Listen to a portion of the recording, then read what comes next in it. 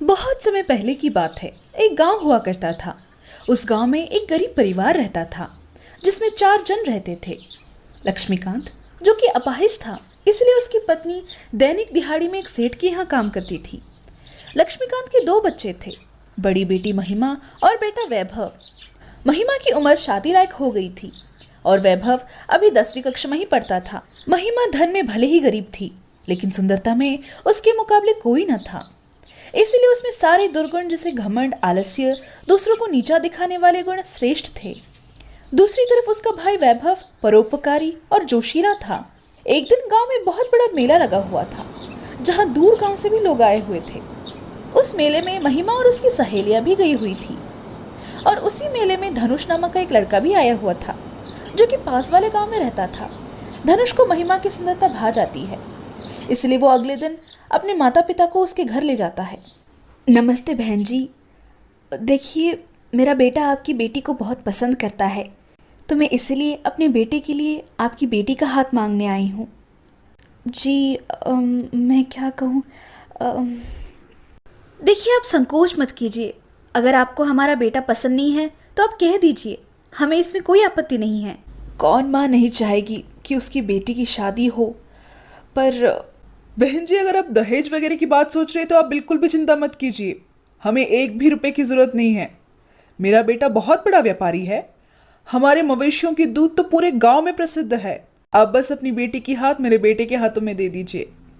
धनुष और महिमा की शादी बड़े ही धूमधाम से होती है। महिमा में तो पहले से ही घमंड था, अब और भी उसका घमंड बढ़ गया था। वो घर आए भिखारियों को भी बिना भीख दिए भगा देती थी। तुम्हें सुबह सुबह कोई और घर नहीं मिला क्या? यही आके भीख मांगना था तुझे?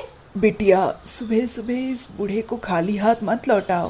पट निकल बूढ़े, सुबह सुबह मुंह उठा के आ जाते हैं। बहू, ये क्या तरीका है किसी से भी बात करने का? हाँ, वो बुजुर्ग है, तुमसे बड़े हैं, भला ऐसा कोई बात करता है क्या? चलो अभी माफ़ी मांगो इनसे, माफ़ी मांगो अभी। माँ, आप देखते नहीं ये कितना गंदा दिखता है? इसके हैसियत और हमारे हैसियत में ज़मीन और आसमान का फ़र्क है। मैं इससे माफ़ी मांगूं? महिमा, माफ़ी मांगो। तुम्हारी ऐसी हरकत मेरे धनुष को बिल्कुल पसंद नहीं आएगी। वो ऐसे नीच सोच वाले लोगों से कोसों दूर रहता है। माँ जी, मुझे माफ़ कर दो, मैं ऐसा कोई भी काम नहीं करूँगी जो इन्हें नापसंद हो। महिमा ने हाथ जोड़कर उन बूढ़े भिखारी से माफ़ी मांगी और भिक्षा भी दी। देख महिमा बहू, तुम्हारा ऐसा व्यवहार मैं दोबारा नहीं सहूँगी। ये बुढ़िया इतनी अमीर होकर भी गरीबों वाली ख्याल रखती है। एक दिन महिमा की ननद आभा की शादी तय होती है। धनुष बेटा, तेरे बहन के लिए रिश्ते आए हैं। ये देख, ये लड़का मुझे बहुत पसंद है। तू क्या कहता है? पापा जी, अगर आपने पसंद किए हैं तो जरूर अच्छे होंगे। इस महीने की 12 तारीख को इसे यहाँ से हमेशा के लिए भगा देंगे। माँ देखो ना, भैया मुझे कैसे चिढ़ा रहा है। तुम भी सुन लो भैया, ये घर बापू का है, तो मैं यहाँ कभी भी आ जा सकती हूँ। अरे तुम दोनों लड़ना बंद करो। धनुष, तू जाकर जल्दी से सारे रिश्तेदारों को निमंत्रण पत्र स्पीड पोस्ट कर दो, समय बिल्कुल भी नहीं है अभी। धनुष जाकर सारे निमंत्रण पत्रों को स्पीड पोस्ट कर देता है। अगले दिन वो महिमा के यहाँ जाता है। माँ जी प्रणाम। इस महीने की 12 तारीख को मेरी बहन की शादी तय हुई है। मुझे बहुत खुशी होगी अगर आप आएंगे। दामाद जी, आप तो अच्छे से जानते हैं कि ये अपाहिज है, इसीलिए मैं तो नहीं जा पाऊंगी, पर वैभव ज़रूर जाएगा, आप चिंता मत कीजिए। इसके बाद धनुष वहाँ से चला जाता है। फिर वैभव कहता है, माँ, दीदी इतने बड़े घर में गई है और हमारा तो यहाँ छप्पर भी नहीं है। मैं कैसे इतने बड़े घर में खाली हाथ जाऊँ? माँ बेटा तू चिंता मत कर, मेरे पास 500 रुपये है, तो ये 500 लेकर तेरे बहन के हाथों दे देना। वो तो इसी घर की बेटी है ना, वो हमारे हालात को अच्छे से समझेगी। और तू परसों जा रहा है, ठीक है? अब मैंने दामाद जी को जवाब भी दे दिया है। ठीक 4 दिन बाद आभा की शादी थी। यह वैभव माँ के दिए हुए 500 रुपये और कुछ सूखी रोटी लेकर चल पड़ता है। महिमा का घर जंगल से होकर जाता था। दीदी के ससुराल वाले तो बहुत अमीर है, वहाँ तो पकवान भी स्वादिष्ट पके होंगे, तो मैं इन सूखी रोटियों को यही रख के जाता हूँ। वहाँ जाकर स्वादिष्ट भोजन पेट भरकर खाऊंगा मैं। इतना कहकर वो चल पड़ता है। चलते चलते वो एक आलीशान कोठी तक पहुँच जाता है। अरे बाप रे, दीदी का कितना बड़ा घर है। अरे वाह, क्या स्वादिष्ट खुशबू। यहाँ तो कितने तरीके के पकवान बन रहे हैं, मुंह में से पानी आ गया।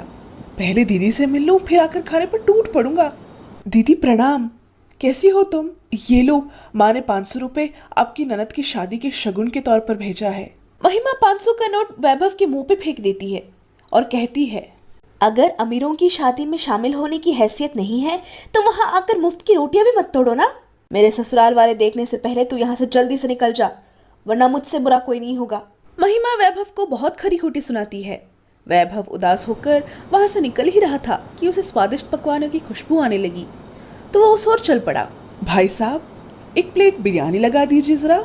ठीक है, लगाता हूँ, पर आप हो किसकी तरफ से? वैभव अपना परिचय देने ही वाला था कि तभी उसे एक जोरदार चाटा पड़ता है। वो चाटा महिमा ने मारे थे। चोर कहीं के, मैंने तुम्हें कहा था ना कि सीधा घर जाएगा तू। चल, अभी तुझे मजा चखाती हूँ। महिमा ने वैभव को तबेले में बंद कर दिया। वैभव चिल्लाता रहा, दीदी खोलो, कोई है, मुझे बचाओ, मुझे यहाँ से निकालो। किसी को भी वैभव की आवाज सुनाई नहीं पड़ रही थी, क्योंकि सारे लोग शादी के माहौल में व्यस्त थे।